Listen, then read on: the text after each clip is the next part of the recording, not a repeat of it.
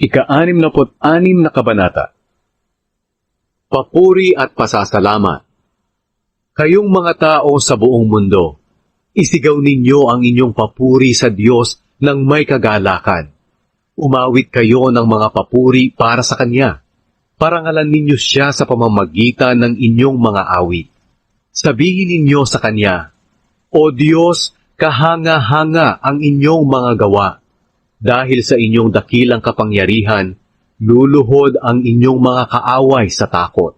Ang lahat ng tao sa buong mundo ay sasamba sa inyo na may awit ng papuri. Hali kayo at tingnan ang kahanga-hangang ginawa ng Diyos para sa mga tao. Pinatuyo niya ang dagat. Tinawid ito ng ating mga ninuno na naglalakad. Tayo'y mga galak sa kanyang mga ginawa.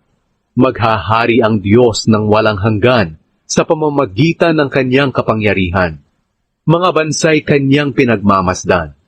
Kaya ang mga sumusuway sa kanya ay hindi dapat magmalaki sa kanilang sarili. Kayong mga tao, purihin ninyo ang Diyos. Iparinig ninyo sa lahat ang inyong papuri. Iningatan niya ang ating buhay at hindi niya hinayaang tayo'y madapa.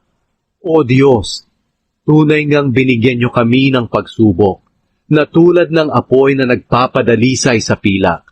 Hinayaan niyo kaming mahuli sa bitag, at pinagpasan niyo kami ng mabigat na dalahin. Pinabayaan niyo ang aming mga kaaway, natapakan kami sa ulo. Parang dumaan kami sa apoy at lumusong sa baha. Ngunit dinala niyo kami sa lugar ng kasaganaan.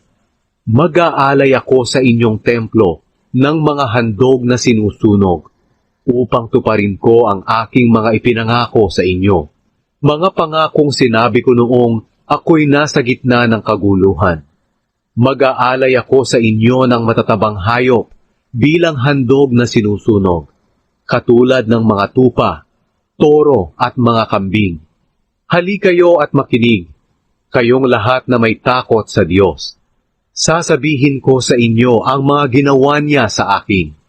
Humingi ako sa kanya ng tulong habang nagpupuri. Kung hindi ko ipinahayag sa Panginoon ang aking mga kasalanan, hindi niya sana ako pakikinggan. Ngunit tunay na pinakinggan ako ng Diyos at ang dalangin ko'y kanyang sinagot. Purihin ang Diyos na hindi tumanggi sa aking panalangin at hindi nagkait ng kanyang tapat na pag-ibig sa akin.